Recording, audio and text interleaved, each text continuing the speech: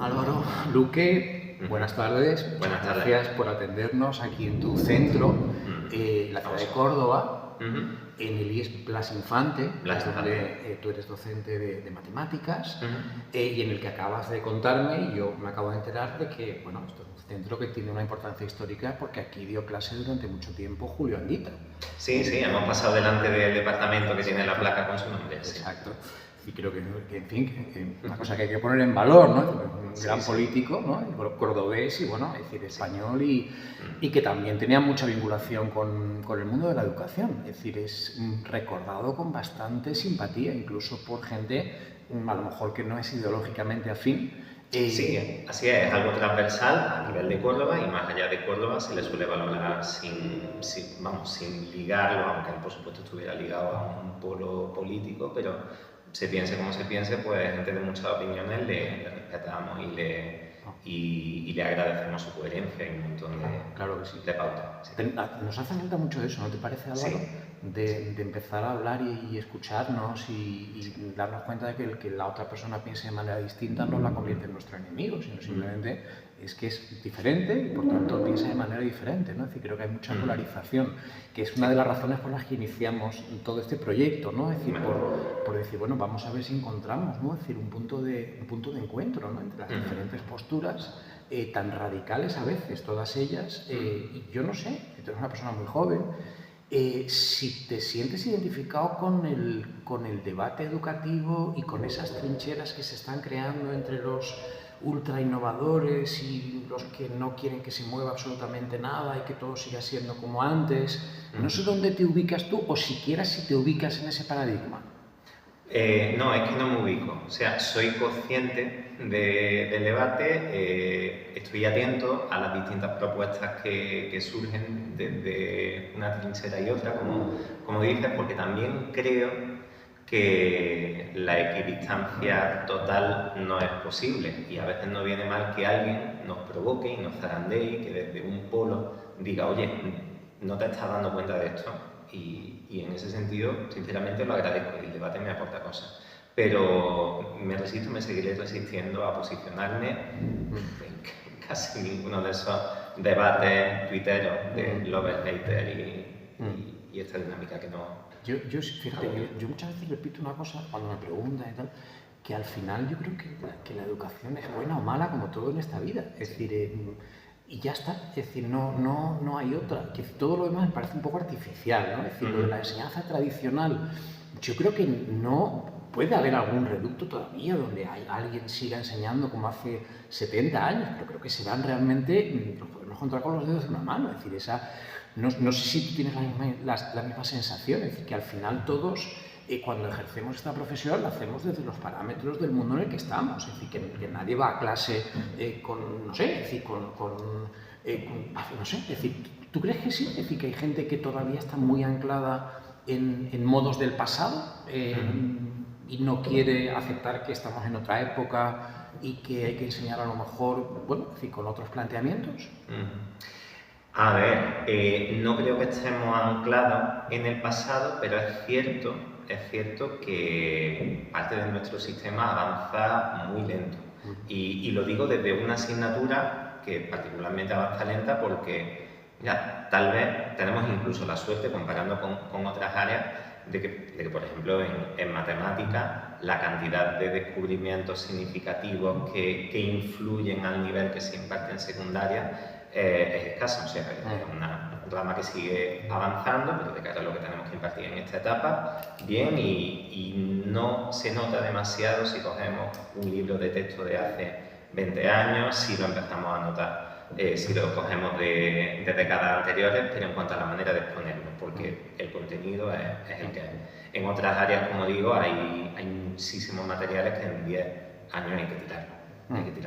Entonces, no se nos exige avanzar tan deprisa y no está de más, porque ahora con el nuevo paradigma de la inteligencia artificial hay motivos para abrumarse, pero también creo que deberíamos haber avanzado un poco más, sinceramente. Creo que podríamos haber avanzado. ¿Hacia dónde crees tú que habría que avanzar? Porque también ahí hay discrepancias. Es decir, hay gente que piensa que hay que avanzar hacia, no sé, es decir, hacia un modelo más emocional o más centrado en las emociones, gente que piensa que hay que recuperar un poco lo académico y que el avance es recuperar eso que hemos perdido, no sé dónde... Bueno, sí creo que necesitamos, o que por lo menos estas nuevas generaciones a las que intentamos dar clases nos piden convencer de algo de lo que antes no había que convencer, porque también veníamos de un modelo autoritario de el niño obedece y ya tendrás tu nota, ya tendrás tu premio.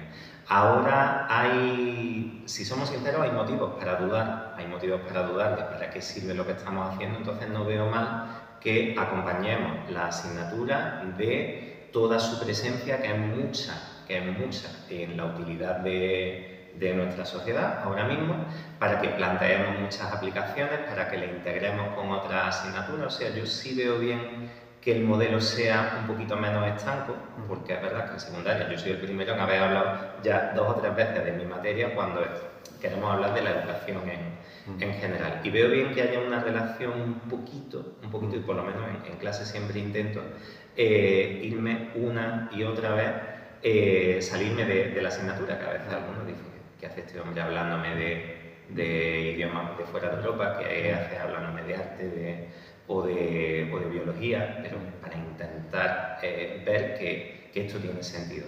Pero también es porque hay muchísimos más estímulos que hacen que atendamos o que haya muchísimas otras cosas a las que prestar atención, otros referentes que nos generen curiosidad y no es algo tan obvio de decir, mira, yo te voy a contar cómo son las cosas, no hay miles de frentes que nos quieren decir cómo son las cosas, cómo es el mundo y eso por desgracia nos obliga a revestir un poquito más lo que estamos transmitiendo, si no, no se les va a quedar.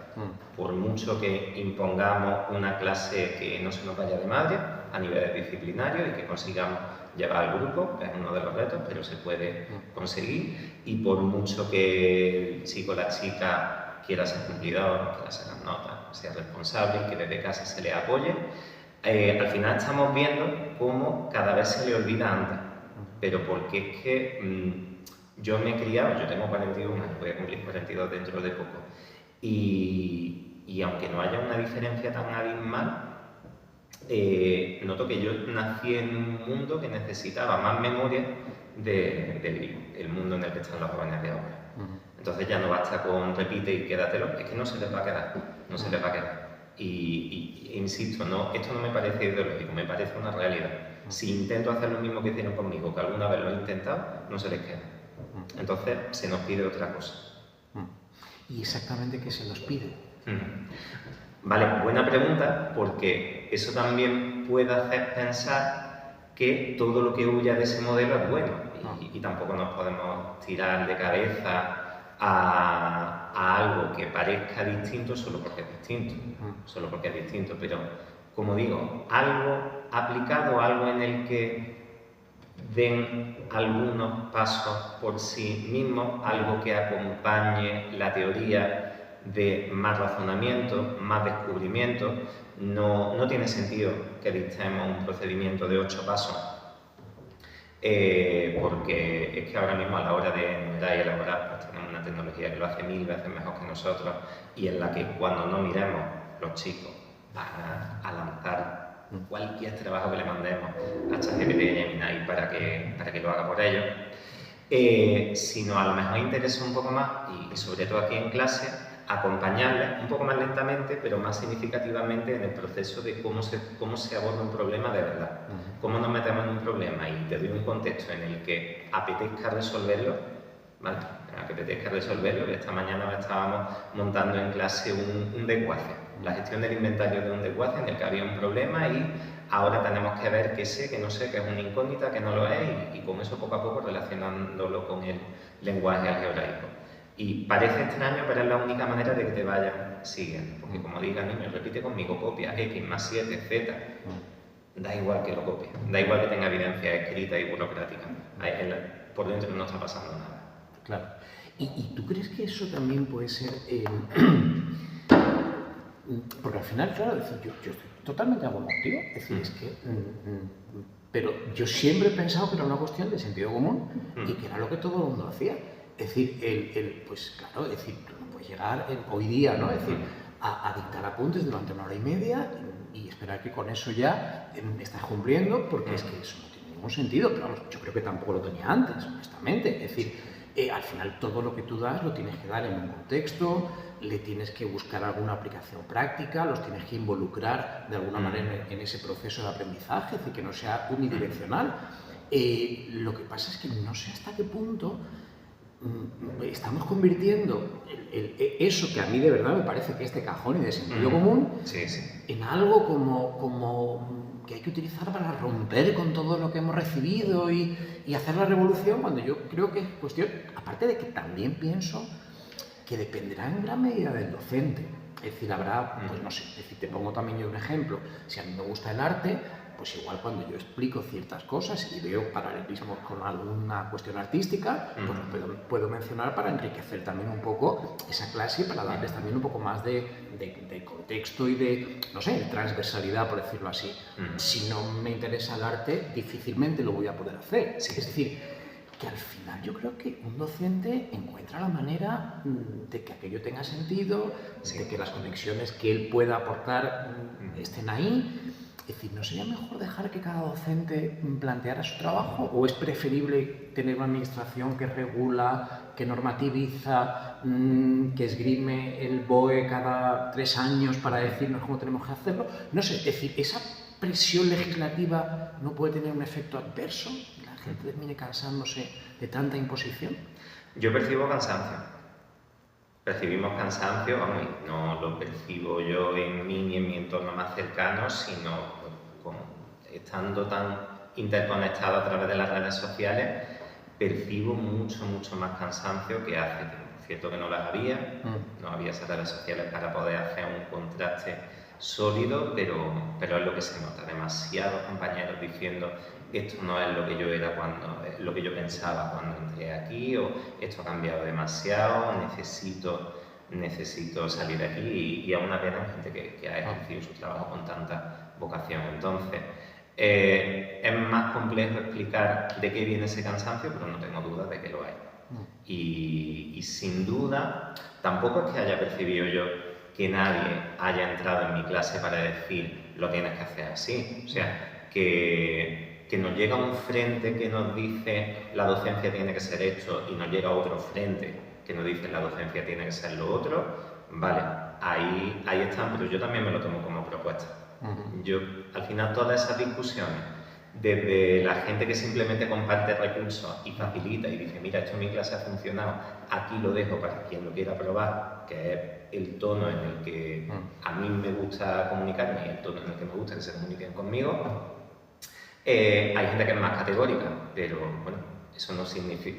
Eso, leyéndolo entre líneas, es otra propuesta de alguien que igual no se ha dado cuenta de que no es el santo grial de la educación, sino es algo que en su momento ha funcionado muy bien. O algo que tiene buena pinta, pero que a lo mejor hay que pulirlo un poco y contrastarlo. Entonces, pues soy más partidario, por un lado, de que todos compartamos, propongamos y vayamos, como digo, probando, aunque es cierto que no todo es una propuesta. Tenemos una serie de obligaciones a cumplir burocráticamente y tenemos unos plazos que muchas veces se juntan antes, por ejemplo, poco antes de acabar una evaluación. Y en los que no sentimos nuestro trabajo como una respuesta a una propuesta, sino al contrario, sino como una sucesión de fuegos a apagar. Y no estaría mal, es verdad, que cuando se propone un cambio legal, por ejemplo con los famosos criterios de evaluación ahora, que albergan novedades muy interesantes respecto a lo que yo evaluaba cuando empecé a ser profe, pero no estaría mal que vinieran acompañados de ejemplos muy claros de cómo aplicarlo.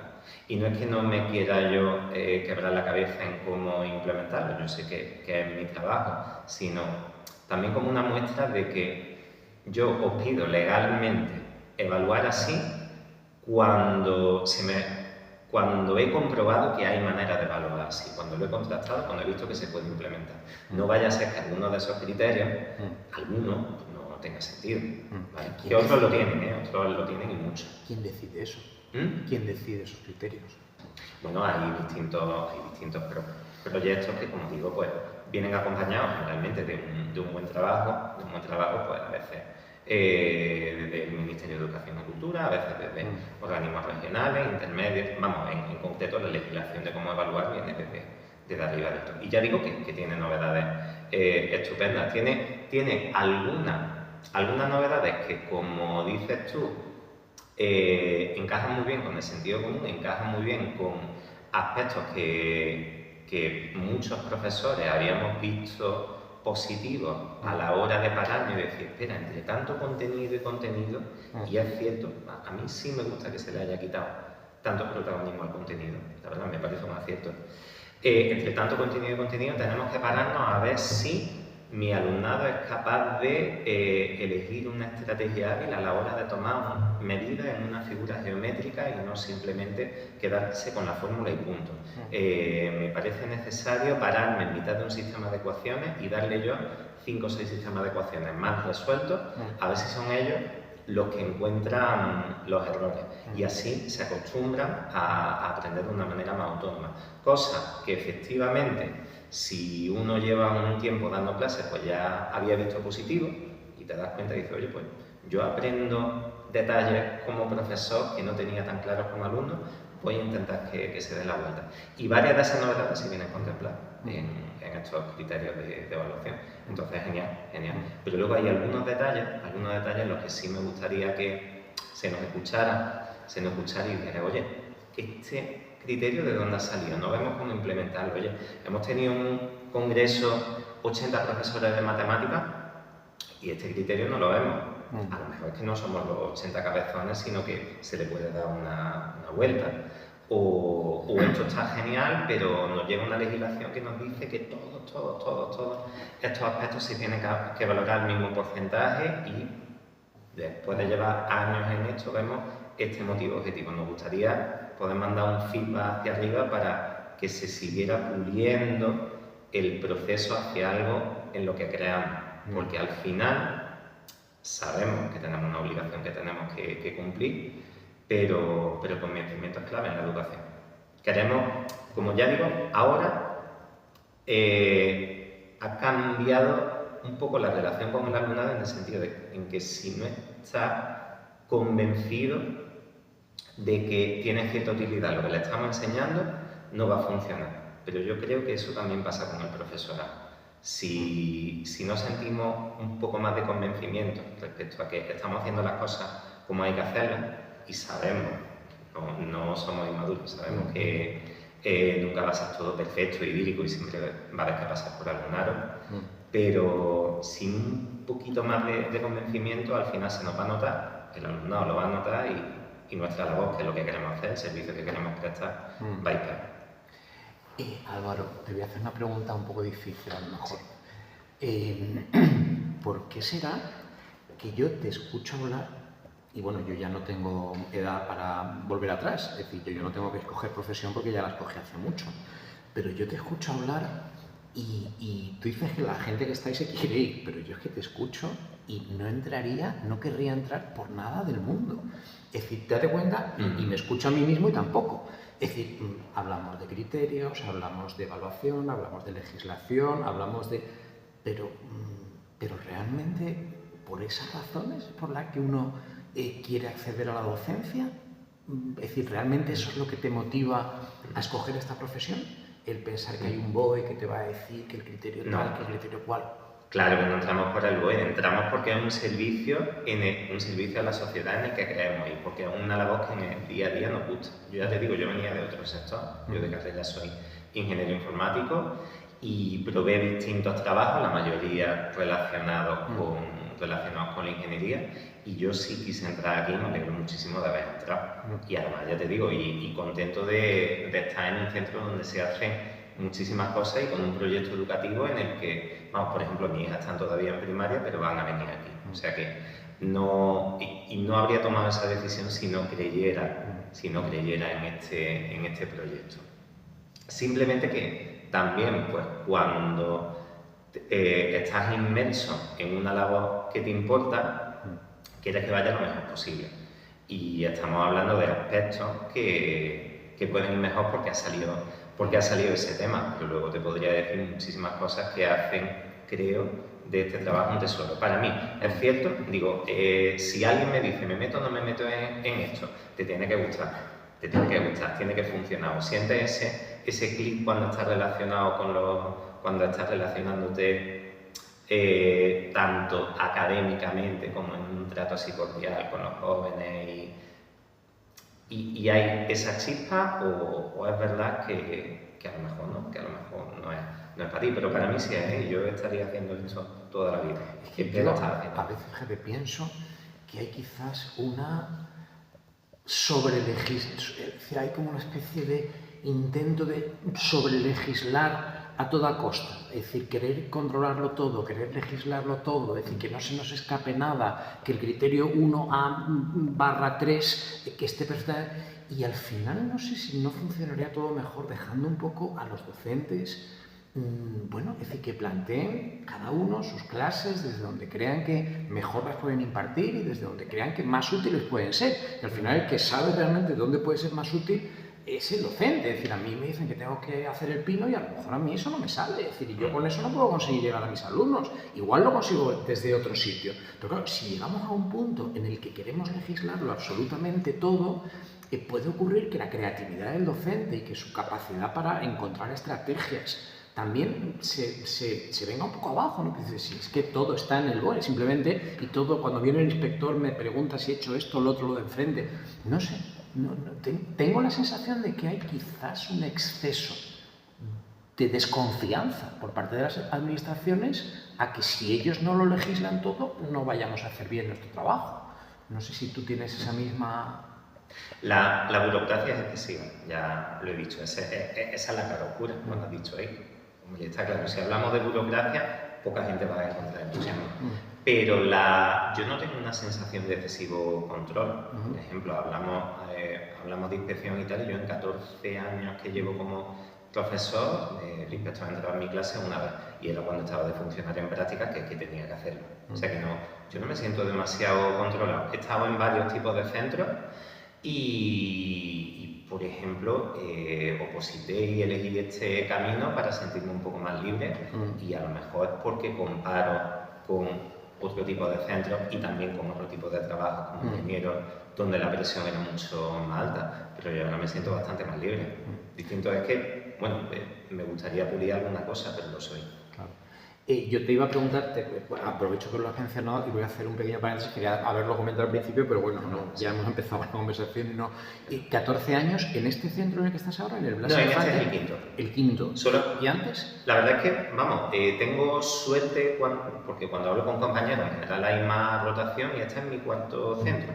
Estuve 2 años en una cooperativa en Málaga, 2 años en un colegio concertado de Jaén, en los Maristas de Jaén, 5 años en el Instituto Averroes, de aquí de Córdoba Capital, en el sector sur, y ahora 5 años en este. O sea, privada y pública, o concertada y... Sí, claro, concertada la cooperativa de Málaga, concertada con bachillerato privado el de Maristas de Jaén, y luego ya estos dos, el primero un centro de compensatoria histórico en la ciudad, desde los 3-4 primeros que hubo, y además un sitio donde se trabaja muy bien, desde un barrio con mucha variedad, pero bueno, dificultades, la verdad, y al que le tengo muchísimo cariño, y luego ya pues que es un instituto donde, bueno, de mi barrio, vivo bastante cerca, donde hay de todo y donde se tiene la sensación de estar prestando un servicio. La diferencia entre la concertada y la pública, tú que conoces, no todo el mundo conoce ambas modalidades. Sí, la hay, pero vamos, tampoco, yo tampoco voy a entrar, sinceramente, muy hondo en ese debate porque, al fin y al cabo, cuando uno siente que está prestando un servicio a los chavales y al alumnado, luego, a la hora de proponer distintos proyectos, incluso me encuentro y dicen, no, pues en este solo vamos a entrar proyectos de la pública. Y luego, cuando estaba en la concertada, en la sala de profesores, encontraba comentarios adversos en la otra dirección. A ver, evidentemente nuestro sistema es un poco particular. De hecho, cuando estás en otros países que solo tienen educación pública y privada, les sorprende incluso que exista el modelo concertado y tienes que estar mucho rato explicando de que... Sobre todo porque ya no cumple la función con la que surgió, ¿no? Claro, ha cambiado mucho, eso es innegable, pero vamos, no, yo estudié, de hecho, en la concertada aquí en Córdoba y he seguido vinculado mucho tiempo como monitor catequista, monitor de grupos juveniles y tal, y sí, yo ahora he tomado mi decisión como profesor y como padre, elegí la pública, pero intento no alimentar mucho ese debate, que ya bien existe, porque a veces, como digo, parece que todos en una sala de profesores dan a entender que todos los males vienen del centro que hay 3 calles más allá y viceversa, que lo he visto. Y personalmente creo que hay un poco de divide y vencerá. Creo que la educación se tiene que cuidar en general y tenemos retos sociales comunes absolutamente todos. Aparte, yo creo que la cuestión, fíjate, yo defiendo mucho que los políticos tienen que salir de la educación ya, pero si hay un aspecto en el que creo que tiene la legitimidad para tomar decisiones, es justamente en ese, es decir, en la titularidad de los centros. Es decir, ahí tú como matemático y yo como filólogo, honestamente creo que no tenemos nada que decir. Es decir, el pueblo vota lo que vota y si lo que vota es público, pues tendrá que ser público y si lo que vota es mixto, pues tendrá que ser... Quiero decir que ahí realmente los educadores tenemos poco que aportar. Es decir, nosotros podemos hablar de cómo enseñamos y de cómo podríamos enseñar mejor o de cómo... Pero realmente la cuestión de la titularidad de los centros me parece que va más allá del ámbito educativo. Es una cuestión más política, honestamente, y que es casi donde deberían estar los políticos. Lo que no tengo tan claro es que el político te tenga que decir a ti cómo tienes que dar tu clase. Eso ya no termino yo de verlo del todo, ¿no? Pero bueno, es decir, eso sí que me parece que es un debate que está también muy... Bueno, es decir, demasiado en la sociedad cuando realmente a lo mejor no es, y en eso estoy contigo, lo más importante. Quiero volver a una cosa que has dicho y que me interesa mucho que profundicemos un poco porque tú me hablas de la necesidad de convencer, ¿no? Es decir, de que, bueno, es decir, el alumno para realmente... No sé, es decir, tomar el tiempo y la energía necesaria para aprender, necesita que de alguna manera le convenzamos de que eso que está haciendo tiene un sentido, ¿no? La pregunta es, si yo tengo 30 alumnos en un aula, ¿los convenzo a todos con el mismo argumento? ¿O...? No, está claro que es absolutamente imposible encontrar esa panacea que sirve para todos los casos. Y encontramos con un porcentaje pequeño, la verdad, que ya viene convencido de casa y es estupendo, pero sí, bueno, pero lo hay. Claro, lo hay, pero no por eso hay que descuidarlo, sino al contrario, alimentarlo y poner en valor todo lo que ya trae.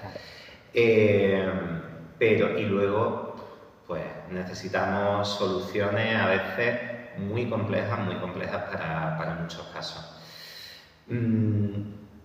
Hay factores comunes a casi todas las necesidades y yo creo mucho en la conexión personal.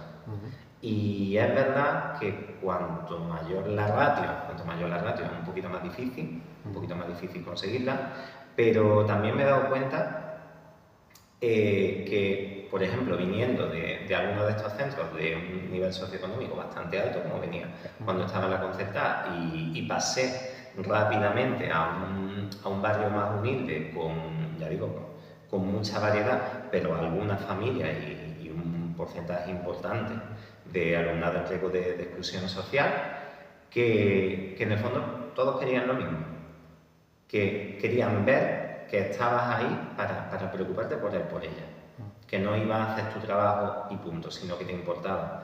Y esa conexión da mucho, no lo da todo, no lo da todo, pero da mucho. Esa conexión tiene también aspectos a pulir, porque ya automáticamente dirías que vas de coleguita, que vas de algo que va demasiado más allá de ser docente. No, pero que vean que honestamente te preocupas por ellos. Y eso es lo primero, y que hay algo más que una ecuación de tercer grado.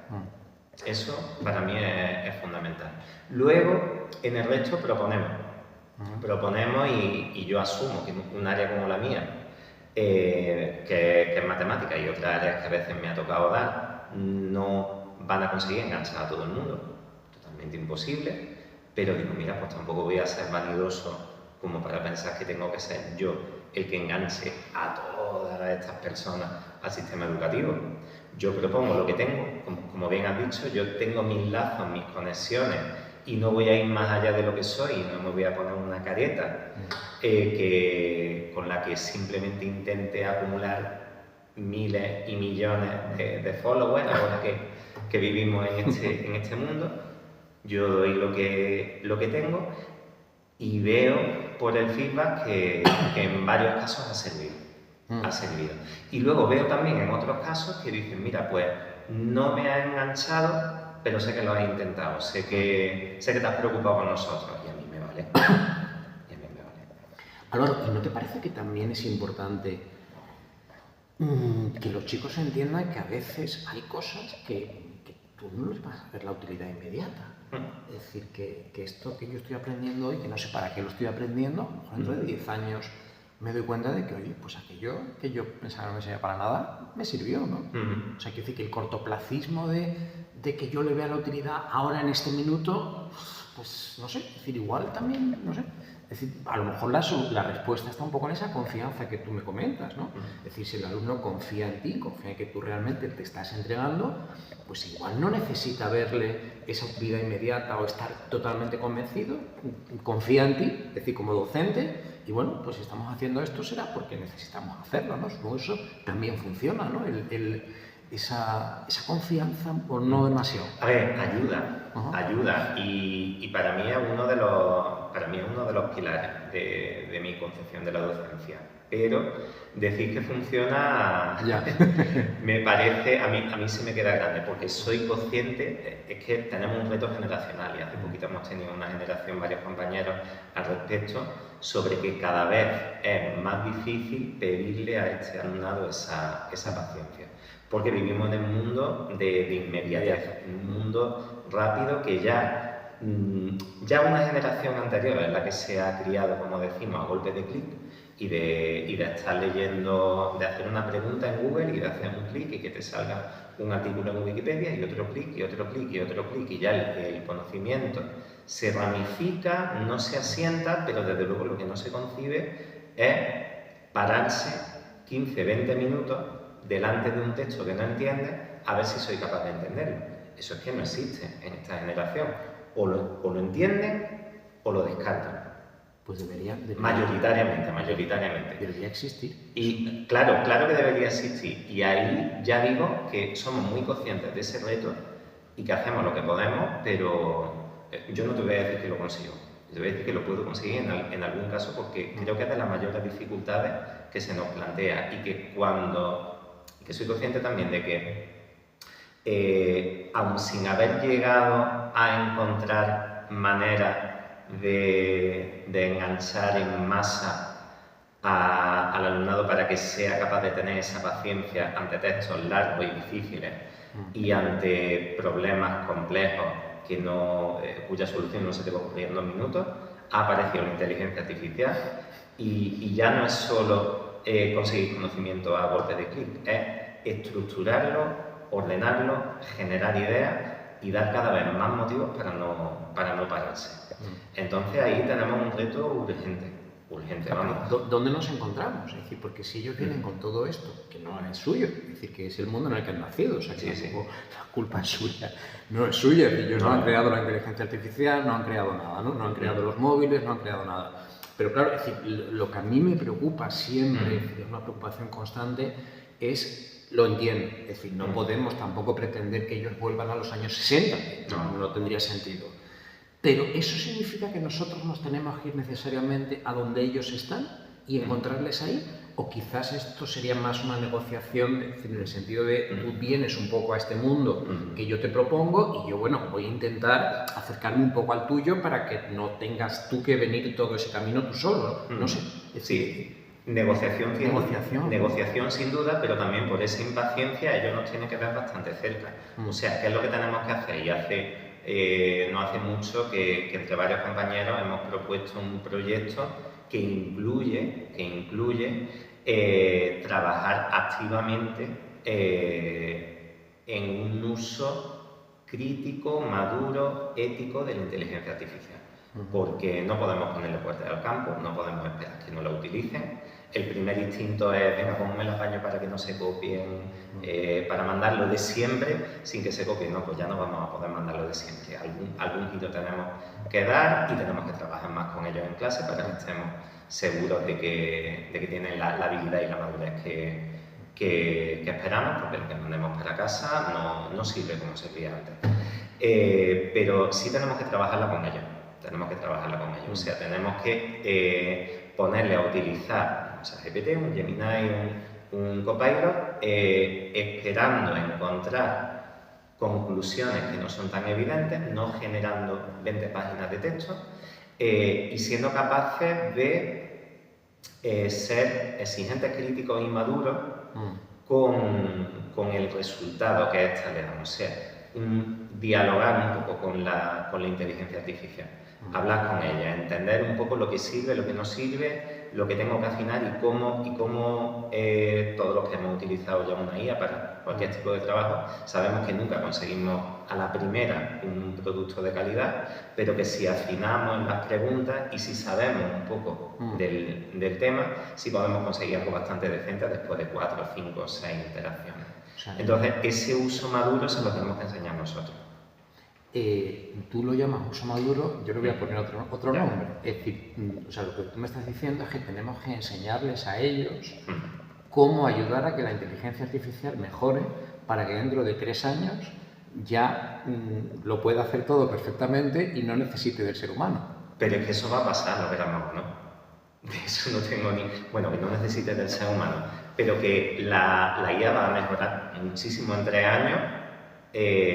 Hagamos lo que hagamos nosotros, pero intentar que nosotros, que todavía tenemos muchísimo por aprender, y también los jóvenes que nos vienen detrás, se adapten a esa mejoría si es algo en lo que podemos trabajar desde ya. Vamos, podemos y debemos, porque el avance es tan rápido que cada año que pasemos dudando e intentando proponer alternativas que regateen esa dificultad, pues un año más sin subirnos al tren.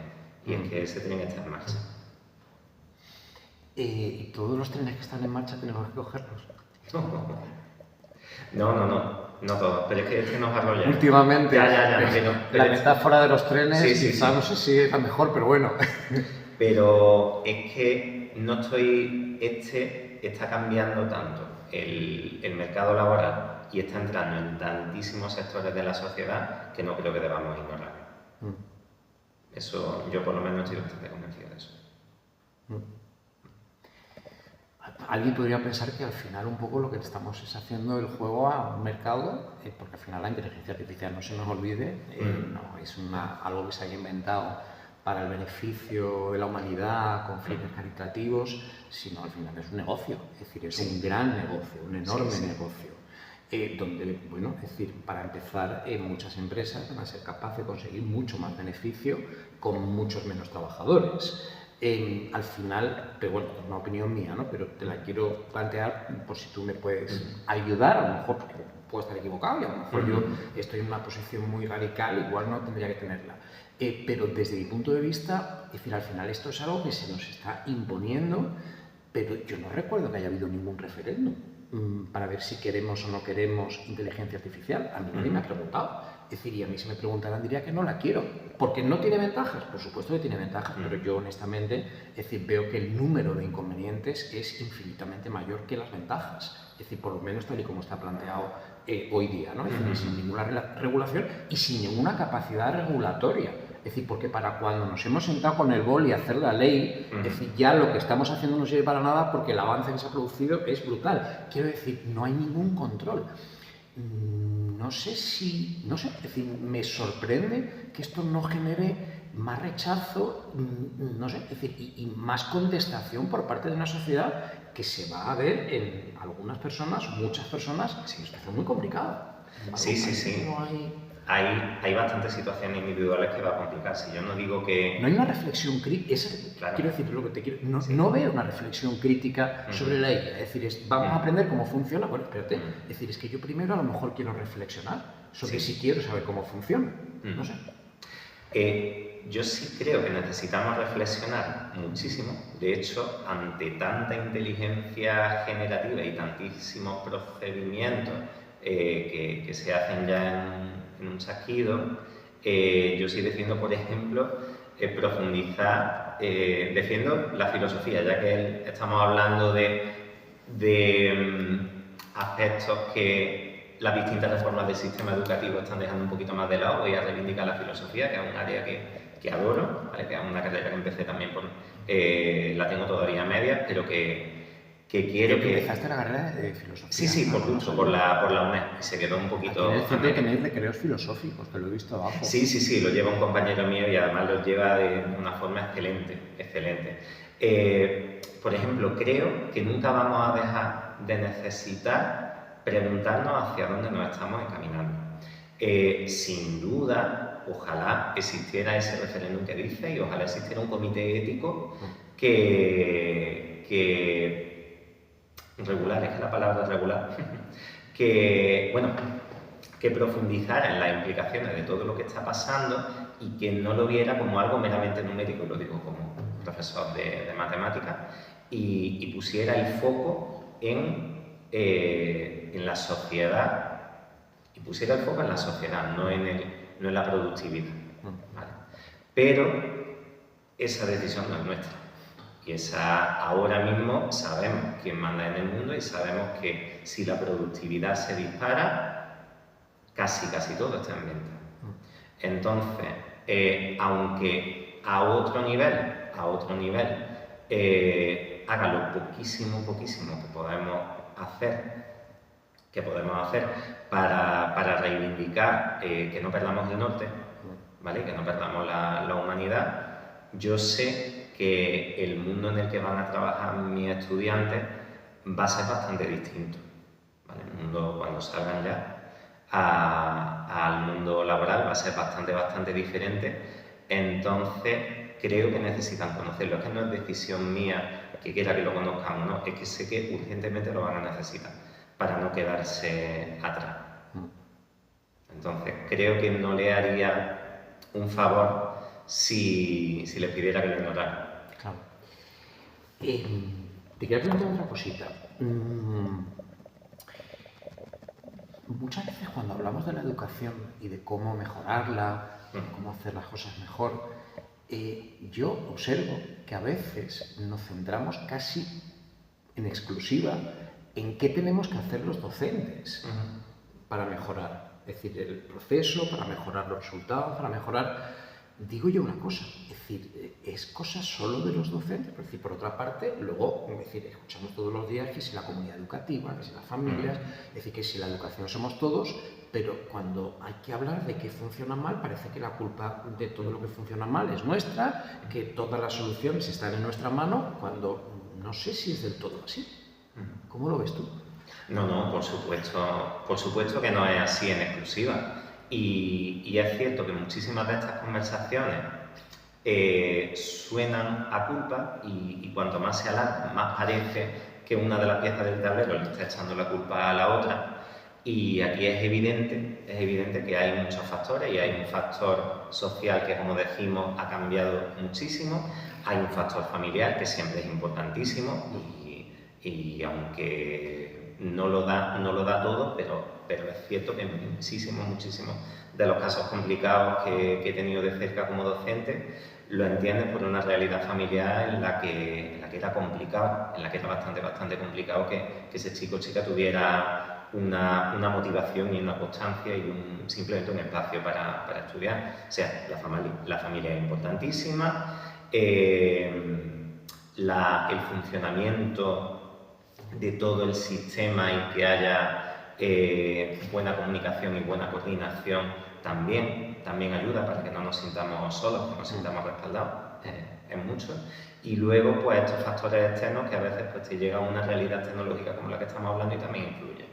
Pero yo rehuyo hablar de culpa. ¿Por qué? Porque si pensara un poquito más en la culpa, diría, pues ya está, me voy. Se han cargado lo que yo quería hacer. Pero, ¿qué es lo que yo quería hacer? Yo quería prestar un servicio, quería acompañar a muchísimas jóvenes cargados de ilusión hacia un futuro que sea lo mejor posible y bueno, y simplemente hacer por ellos lo que quiero que hagan por mi hija cuando la llevo al colegio. Entonces, sé que muchas veces se nos pide ir más allá de nuestras funciones y por supuesto, ya digo, yo por ejemplo entré y oposité y busqué un centro como este para sentirme un poco más libre y más dueño de mis decisiones y de cómo gestiono mi tiempo como profesional, pero es verdad que cuando alguien se extralimita y dedica un ratito extra a mi hija y con ese plus de cariño y me escribe, he pensado algo que le va a venir bien y me da una pequeña pauta y le saca una sonrisa cuando estaba teniendo un mal día, pues ya no solo que le dé las gracias, sino que le veo mucho sentido a esto. Entonces, cuando el cuerpo me da y la energía me da y la cabeza me da para ver que puedo hacer algo, bien, cuando no, pues también es cierto que esta entrega, esta vocación, si piensas que siempre lo tienes que dar todo y que tienes que responder a todas las realidades que te rodean y apagar todos los fuegos que te proponen, pues también te puedes quemar tú. Y a la vista está, y hay datos muy sólidos que evidencian lo que estamos hablando. Entonces, podría pensar en muchos casos, este fallo viene de aquí y aquí el mayor problema es este, pero es mi trabajo y es el servicio que yo quiero dar. Y si un médico está en urgencia y te llega un chaval que en un botellón está haciendo el cable y se ha roto una pierna, no le va a decir, por la culpa es tuya por haber bebido demasiado. No, ¿qué hace? Lo cura, la atiende y cuando llega un momento le dice, ¿qué pasó? ¿Qué va a volver a pasar? Y al final es así. Estamos prestando un servicio tanto para lo inmediato, para lo que es curar esa herida que duele, para lo que es dar la atención inmediata a algo que urge, y estamos también para educar a largo plazo, ¿vale? Intentando que distintos comportamientos vayan a mejor. Que remamos muchas veces contra marea, sí, que a veces estamos achicando agua en una causa que no se sostiene. Bueno, pues también tenemos muchas causas y también en un momento dado pues tenemos que elegir. De todos esos frentes que nos pueden abrumar, pues si veo que me quedo un poquito más corto de energía, voy a elegir uno en el que me dé más la sensación de que está sirviendo esto para algo. Yo tengo la sensación de que tú te entregas mucho y que tú das mucho en este trabajo. Y mucho, pero vamos, y muchísimo de mis compañeros, y cuanto más hablas con la gente, por supuesto. más ves No digo que sea una excepción. Claro, conozco, bueno, aquí estamos, ¿no? Es decir, sí, un lunes por la tarde, pues otro estaría dando una vuelta por el parque y nosotros estamos aquí. Es decir, que es clara señal de que nos gusta lo que hacemos y nos importa, pues si no nos importara, pues fíjate, lo estaremos ya hasta ahora. Y a la inmensa mayoría de mis compañeros también. Claro, por eso es por lo que a veces podemos sonar un poco exigentes, porque decimos, tenemos muchas ganas, ¿sabes? Y tenemos formación y hay experiencia. Y hay recursos, hay veces que algunos simplemente se podría usar mejor, otras veces pues podrían haber más y viceversa. Creo que podemos, creo que se puede levantar esto y por lo menos uno quiere que estas energías pues sirvan para eso, para que veamos el árbol crecer. Y digo yo una cosa, tú estás ahí, es decir, dándolo todo, como se dice ahora, ¿no? ¿Las familias están a la altura? La familia, pues mira, la inmensa mayoría de familias La inmensa mayoría de familias también, cuando las reúnes, ves que quieren lo mejor para su hijo y para su hija.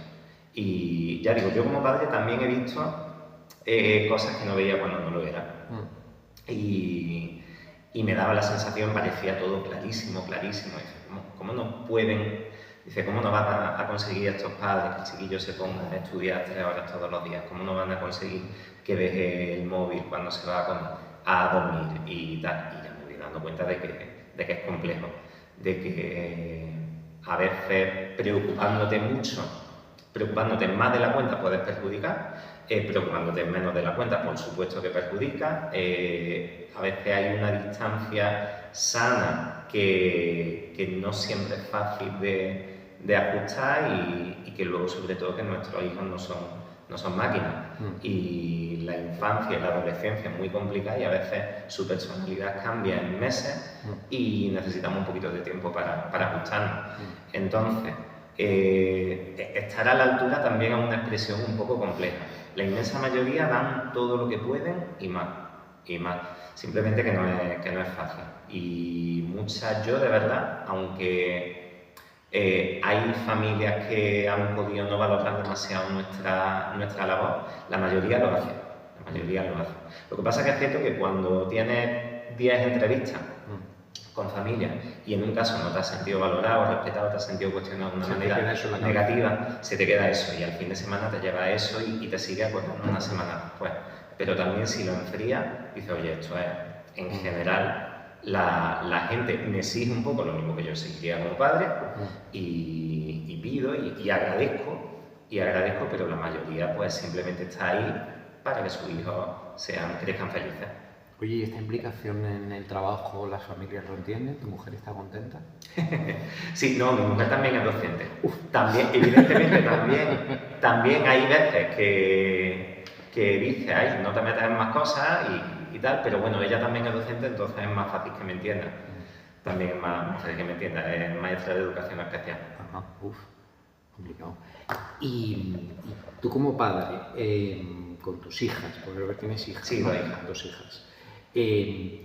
¿Tú quieres que a tus hijas las empujen un poquito, es decir, les exijan, en fin, les pongan el listón un poquito alto para que se esfuercen, o prefieres que, decir, que las traten con suavidad y que no las presionen y que las dejen un poco a su ritmo? Yo pido que les exijan. Que les exijan porque veo que pueden, que de momento rinden y que me parece bien. Me parece bien que mientras ellas tengan curiosidad y un funcionamiento medianamente ajustado, pues que les pidan más, que las hagan crecer con cariño, también con un poquito de mano izquierda, pero sí. Hasta ahora estoy contentísimo con la educación que están recibiendo. ¿Y tú eres exigente? ¿Tú eres exigente? ¿Con mi alumnado? Pues yo también intento no quemar a nadie, pero sí es verdad que intento presentarles que siempre hay algo más, no sé, intento que sea una competitividad con ellos mismos, pero sana, o sea, nunca entre ellos, sino diciendo, vale, has conseguido esto, hay más, a ver si puedes conseguir esto, hay más, porque por suerte los campos de conocimiento en los que nos movemos, que a mí me entusiasman, pues siempre esconden un reto nuevo y que resulta más interesante cuando consiguen profundizar.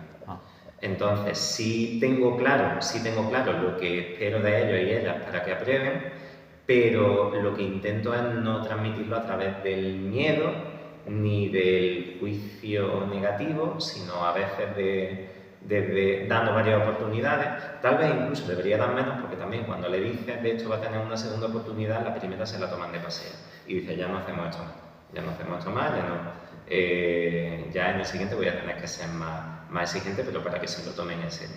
Entonces hay que cogerle el tono, pero sí es cierto que intento, porque he visto también que otra cosa no funciona, cuando empiezo con ellos y les planteo dónde va a estar el nivel del año y la dificultad y el ritmo y la velocidad en una prueba escrita, le digo, esto es lo que tenemos que conseguir hasta final de curso, pero porque sé también que si se pone lo consigue. ¿Y te sientes valorado por los alumnos? Sí, en general sí, vamos, ahí siempre no exijo tampoco una valoración perfecta por parte de todos, pero el clima grupal es bueno, respuestas individuales cuando acaban todos los cursos son buenas y con eso estoy muy contento. Y a ti no se te ha pasado por la cabeza dejar esta profesión, ¿no? No, No. de verdad que no. De verdad que no. Es decir, el campo de la educación es amplio y sí me puedo plantear siempre algún proyecto un poco distinto, pero siempre en torno a la educación. No, yo sí tiene que pasar algo extraño para que cambie de sector. No lo planteo. Oye Álvaro, y esto que tenéis ahora de la... explícamelo tú que lo conocerás mejor, esto del cálculo mental de la consejería, me habían promovido que se... ¿Lo de razonamiento matemático? Sí. Ah, vale, sí, ¿Cómo sí. funciona? Bueno, sé que eso se había desterrado también, ¿no? Es decir, ya con las calculadoras nos dijeron que ya eso de calcular de cabeza, que no, que eso ya no tenía ningún sentido, sin embargo, ahora hemos vuelto a eso. Bueno, es que, no sé si se están mezclando dos asuntos aquí, porque el plan de razonamiento matemático que la consejería pide que implantemos, paralelamente también al plan de lectura, eso no está tan centrado en el cálculo mental, no es excluyente, pero va sobre todo en una línea de resolución de problemas y de aplicación de las matemáticas a distintos sectores. Se está implantando de manera muy distinta en cada centro, de todas formas. Son 3 días a la semana, sesiones de media hora, y se intenta que todas las áreas propongan alguna actividad de razonamiento matemático relacionada con su asignatura. Que hasta ahí me parece bastante bien que no solo trabajemos la matemática los profesores de matemáticas. Luego ya a la hora de cuadrar un poco el horario y eso, pues sí puede haber acuerdos y desacuerdos. Pero luego el cálculo mental, que va por otro lado, aunque sé que algunos centros lo están metiendo en esa media hora, pues mira, por un lado, es cierto, y ahí sí hay mucha división en el sector, vamos, y yo respeto esa división, pero yo sigo haciendo el cálculo mental. ¿Sí? Creo que está muy ligado a la capacidad de estimación. Alguna vez ha salido esta conversación antes, pero cuando yo estoy negociando un presupuesto para la reforma del tejado de mi casa y alguna cosa así, y rápidamente me dicen esto van a ser 3.000 euros, yo sé, conforme a alguna conversación que hemos tenido antes, que si me estabas diciendo no sé qué de tantos metros y tanto precio por este material, aquí hay 1.000 euros que no sé de dónde han salido. Y claro, para eso tenemos la calculadora y tenemos procedimientos más exhaustivos. Pero ¿cuándo me siento yo con la calculadora? Cuando siento que algo falla. ¿Cuándo siento que algo falla? Cuando mi capacidad de estimación me da la alerta. Y esa estimación viene de que 2.000 y pico por 4.000 y pico son 8 millones y pico, no son lo que estoy leyendo en este artículo. Cuando creo que esto que se sumaba, que se restaba y tal, aquí me falta algo. Y entonces cuando me siento a hacer las cuentas más a fondo y es cuando digo, oye, pues esto lo tenemos que revisar antes de que salga adelante. Entonces, por ejemplo, ahí lo veo. Y luego aparte, para tener la cabeza viva, que yo mismo he visto cómo el mundo no exige memorizar cada vez menos, ha salido el tema al principio, y yo cuando era chaval me sabía 25 números de teléfono de memoria, y mi abuela se murió con casi 90 años en una cama, sabiéndose de memoria todos los teléfonos de sus vecinas de la calle, y ahora me tengo que pensar un número que no sea el de mi mujer y el de mi madre. Y entonces yo creo que tenemos que tener la cabeza un poquito viva, sí. 127 menos 43. 84. Sí. Álvaro, antes de irnos, y estamos llegando al final y ya nos hemos comido el tiempo, pero yo te quiero pedir como ya última, pregunta, si quieres llamarlo pregunta, reivindica algo, quéjate de algo. ¿Reivindico? Sí, quéjate de algo, que tenga gran educación. Voy a pedir, sí, un pacto de Estado. Reivindico un pacto de Estado entre las fuerzas políticas que gobiernan o podrán gobernar y que se pongan de acuerdo en algo que dure y que no vaya a cambiar cuando haya un cambio de gobierno, porque luego al final bastantes partes del cambio no son significativas, es cambiarle el nombre a algo que ya tenía cierta línea de funcionamiento y lo que hace falta es asentarlo, no simplemente cambiar la manera de documentarlo. y puntos clave que ya conocemos cuáles son. Sí cambian de una manera más significativa, pero en el camino hay bastantes labores que serían transversales, que se podrían mantener, que se podrían consolidar y que si, no sé, esa estabilidad se echa de menos ante ese cansancio que ya digo, que veo en mi sector. No, es lo que pediría a las fuerzas, a todas las fuerzas implicadas o que podrán estar implicadas en el futuro. Pues yo creo que podemos discrepar en muchas cosas, en algunas, pero desde luego en eso no vamos a discrepar. Sí, sí.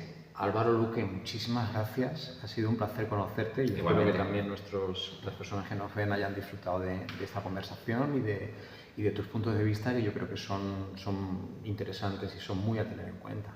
Muchísimas gracias. A ti, muchas gracias a ti, Ramón.